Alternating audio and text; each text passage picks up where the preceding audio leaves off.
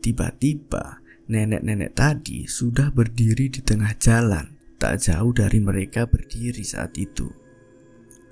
Lalu nenek-nenek itu berkata kepada 6 orang itu, "Mulyo, koncomu wis digowo."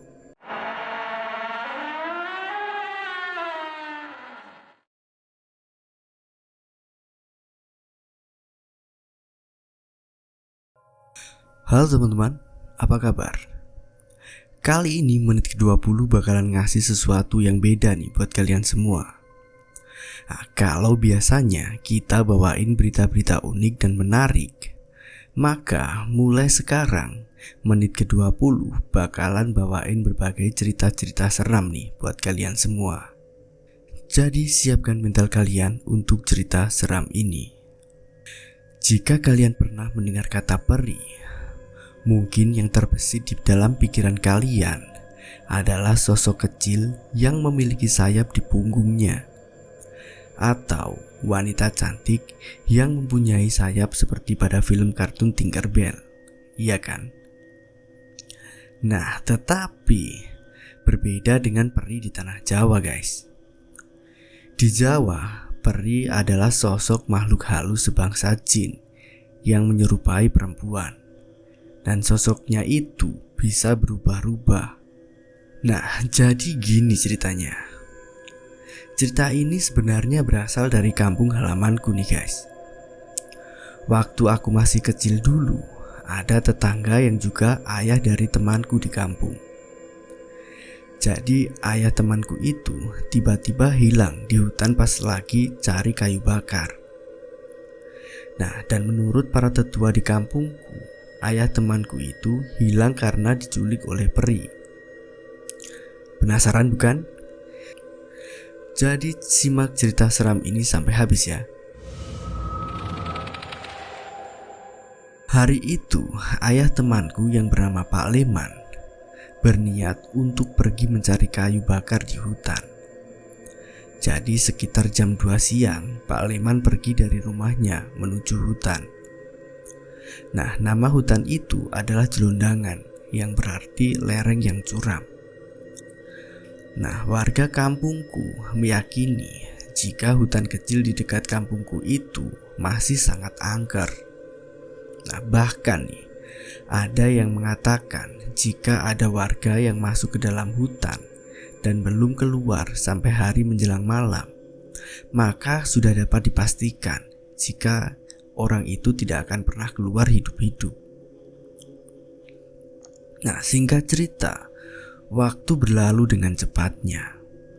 Saat itu hari sudah mulai gelap, mungkin sekitar pukul 6 sore, dan Pak Leman belum juga pulang. Nah, tentu hal tersebut membuat semua keluarga Pak Leman khawatir. Kenapa Pak Leman belum juga pulang dari mencari kayu bakar, sedangkan hari sudah mulai gelap. Lalu istrinya yang panik menanyakan keberadaan suaminya kepada penduduk kampung yang kebunnya berdekatan dengan kebun Pak Leman. Tetapi semua yang ditanya rata-rata menjawab jika mereka tidak bertemu dengan Pak Leman waktu di kebun atau di hutan. Tapi ada satu warga yang ketemu di jalan hendak pulang dari kebun waktu itu. Namanya Mbah Jem. Nah, dia mengatakan jika waktu itu dia melihat Pak Leman sedang mencari kayu di hutan dekat dengan sumber air atau biasa disebut dengan belian. Nah, belian di hutan itu dikenal juga mempunyai energi magis yang sangat kuat. Nah, ada yang mengatakan jika penunggu belian itu adalah sosok peri yang katanya suka usil dengan manusia, guys. Nah, karena dulu juga pernah ada nih cerita jika ada orang yang pernah diganggu oleh penunggu belian itu. "Aku mau roh Leman golek kayu nek cedek belik. Tak sopo menengai, karepku tak jak mulih, lawang wis surup." Nah, jadi gini artinya. Aku tadi melihat Leman cari kayu di dekat belian. Aku sapa, dia diem aja. Maksud hati mau aku ajak pulang. Orang sudah hampir gelap, tutur Mbah Jem kepada istri Leman. Mengetahui cerita Mbah Jem, bukan hanya keluarga Pak Leman yang panik, tetapi semua warga kampung yang mendengar ceritanya juga cemas dengan apa yang dialami oleh Pak Leman saat itu. Malam itu, tetua kampungku mengumpulkan semua warga kampung untuk mencari Pak Leman. Dan bahkan beberapa dukun kampung pun juga dilibatkan dalam pencarian ayah temanku itu. Semua warga yang berkumpul kemudian menuju hutan untuk mencari ayah temanku. Dan yang membuat menarik adalah para warga yang melakukan pencarian semua membawa peralatan dapur. Nah, jadi gini guys, perlu kalian ketahui juga nih, jika bunyi peralatan dapur yang dipukuli seperti panci, wajan, atau peralatan dapur yang lainnya, jika dipukul dan bunyinya itu dapat menyelamatkan orang yang dibawa ke alam jin, menurut mitos di kampungku kala itu. Nah, 3 dukun yang ikut mencari ayah temanku itu sudah berada di tempat yang diyakini sebagai tempat hilangnya Pak Leman, yaitu Belian Angker. Nah, ketika itu mereka juga sedang melakukan sebuah ritual untuk mencari petunjuk mengenai hilangnya Pak Leman. Nah, dan benar saja nih, ternyata Pak Leman memang diminta sama peri penunggu Belian itu guys. Jadi salah seorang dukun yang bernama Mbah Sam mengatakan jika dirinya melihat Pak Leman sedang berada di alam lain bersama sosok peri penunggu tempat angker itu. Nah, ketika itu Mbah Sam meminta makhluk penunggu Belian itu untuk menyerahkan Pak Leman. Dan tiba-tiba sosok yang terlihat cantik itu berubah menjadi sosok yang sangat menyeramkan dan berkata kepada Mbah Sam, "Iki wis dadi wekku, mulya, ora ono sing iso njupuk apa sing wis tak jupuk." Nah, jadi gini artinya, ini sudah menjadi milikku, pulanglah, tidak ada yang bisa mengambil apa yang sudah aku ambil. Setelah mendengarkan ucapan itu, entah bagaimana caranya, Mbah Sam dan 2 dukun lainnya tiba-tiba berpindah tempat ke tempat yang jauh dari lokasi dirinya berada saat itu. Dan mereka tampak tidak sadarkan diri akibat ulah makhluk jahat itu. Waktu sudah semakin larut dan Pak Leman belum juga ditemukan. Tetapi saat itu anjing peliharaan Pak Leman yang siang itu ikut bersamanya untuk mencari kayu bakar di hutan tiba-tiba pulang ke rumah. Nah, hal itu sontak membuat beberapa orang yang berjaga di rumah Pak Leman kaget dan heran. Kemudian anjing itu seperti ingin menunjukkan sesuatu kepada orang-orang yang ada di situ. Dia menggonggong dan berjalan ke arah hutan dan sesekali menoleh ke belakang, seolah-olah mengajak orang-orang yang ada di situ untuk mengikutinya.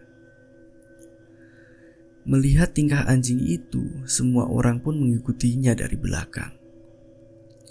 Dengan membawa obor, mereka mengikuti anjing pintar itu. Nah, setelah memasuki hutan, hal aneh tiba-tiba kembali terjadi. Anjing yang mereka ikuti tiba-tiba berubah menjadi 2, dan 2 sosok anjing itu berjalan ke arah yang saling berlawanan. Nah, karena melihat keanehan itu, tentu semua warga yang menyaksikannya juga heran dan terkejut. Nah, sekarang bayangin, jika kalian melihat anjing bisa membelah diri, tentunya ngeri dong. Nah, melihat kejadian aneh yang mereka alami, 12 orang yang mengikuti anjing itu sadar jika mungkin para penunggu hutan sedang mencoba untuk menyesatkan mereka. Nah, akhirnya mereka pun membagi menjadi 2 kelompok untuk mengikuti anjing Pak Leman yang telah membelah diri itu. Satu ke kiri dan yang lainnya ke kanan. Nah, jadi gini guys, karena kelompoknya dibagi menjadi 2, maka cerita ini pun juga mendapat 2 sumber yang berbeda. kelompok yang ke kiri dipimpin sama Pak Yoto dan yang kanan dipimpin sama Pak Simon. Setelah mereka berpencar, kelompok Pak Simon yang mengikuti anjing yang berjalan ke kiri terus mengikuti anjing itu hingga sampai di bawah tebing Juruk. Dan jarak hutan ke tebing Juruk itu lumayan jauh. Sesampainya di sana, mereka tidak lagi melihat anjing yang menuntun mereka sampai di bawah tebing angker itu. Pada saat itu, waktu sudah menunjukkan pukul 11 malam. Nah, dari kejauhan, Pak Simon dan yang lainnya dikejutkan dengan sosok nenek-nenek tua yang duduk di atas batu, tepat di atas mereka. Saking takutnya, mereka sampai tidak berani bergerak sedikit pun. Nah, lalu detik berikutnya, salah seorang dari kelompok itu memberanikan diri untuk bertanya kepada nenek-nenek itu. "Ngapunten Mbah, kula menika mboten ganggu panjenengan. Kula namung madosi rencang kula." Jadi gini, artinya, "Mohon maaf Mbah, saya tidak berani mengganggu. Saya hanya mencari teman saya," ucap salah satu orang dari kelompok Pak Simon itu. Lalu si nenek itu tetap diam saja tanpa menjawab. Nah, kemudian tanpa berpikir panjang, mereka berenam pun lari meninggalkan tempat itu. Mereka berlari dengan sekuat tenaga, menjauh dari tempat itu. Nah, karena dirasa sudah cukup jauh, mereka berhenti untuk mengatur nafas. Nah, tetapi belum sempat mereka dapat bernafas lega, tiba-tiba nenek-nenek tadi sudah berdiri di tengah jalan, tak jauh dari mereka berdiri saat itu. Lalu nenek-nenek itu berkata kepada 6 orang itu, "Mulyo, koncomu wis digowo."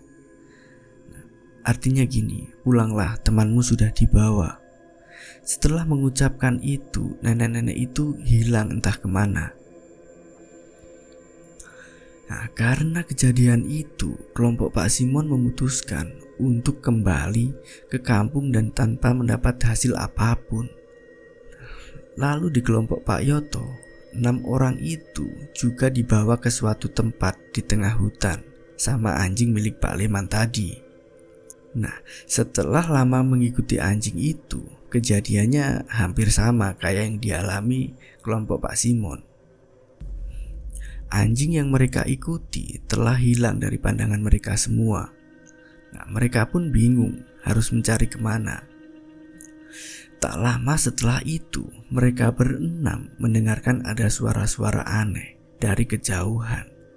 Nah, suaranya itu seperti suara bisikan-bisikan tak jelas gitu. Mendengar suara-suara aneh itu, mereka pun dilema harus mencari sumber suara itu atau kabur dari tempat itu secepatnya.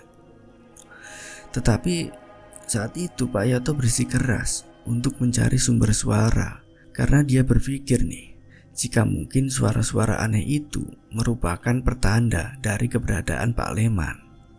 Nah, akhirnya mereka berjalan pelan-pelan menuju arah suara itu muncul. Setelah mereka berjalan kira-kira sekitar 200 meteran, suara itu semakin jelas dan semakin jelas. Nah, kemudian mereka berhenti di bawah pohon besar karena suara itu berasal dari pohon besar di depan mereka berdiri saat itu. Nah, semua orang yang ada di situ menunggakkan kepala mereka ke atas, dan hal yang mengejutkan pun terjadi.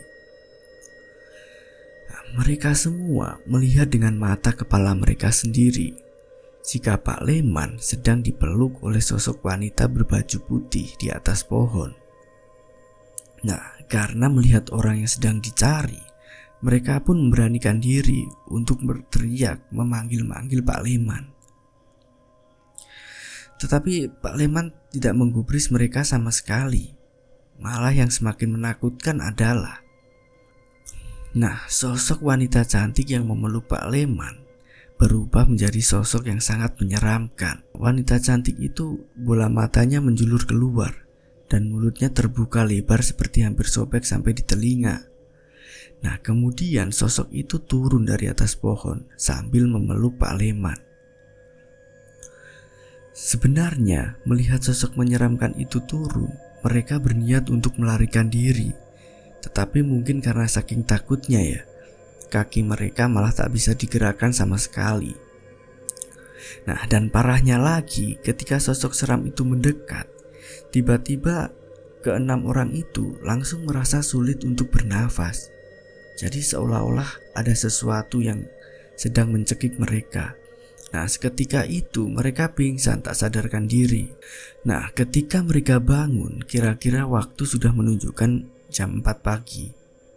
Mereka terbangun karena mendengarkan suara azan subuh berkumandang. Karena merasa kelelahan dan putus asa, mereka pun memutuskan untuk kembali ke kampung dan memasrahkan pencarian Pak Leman kepada tim yang lainnya. Singkat cerita, saat itu waktu sudah menunjukkan pukul 6 pagi. Saat Pak Yoto dan yang lainnya sudah sampai di dekat kampung, mereka melihat ada beberapa warga yang hendak melanjutkan pencarian Pak Leman ke arah hutan. 1 jam berlalu, dan benar saja, para penduduk kampung yang melakukan pencarian pagi itu berhasil menemukan Pak Leman di Belian Angker, tempat yang diyakini sebagai tempat hilangnya Pak Leman. Nah, tetapi sayangnya guys, Pak Leman ditemukan dengan keadaan sudah tidak bernyawa lagi. Mayatnya ditemukan dengan keadaan tengkurap di atas batu pinggiran Belian, dan ada sedikit darah yang keluar dari mulutnya. Nah, ada yang bilang jika Pak Leman telah dibawa ke dunia lain oleh peri penunggu Belian itu.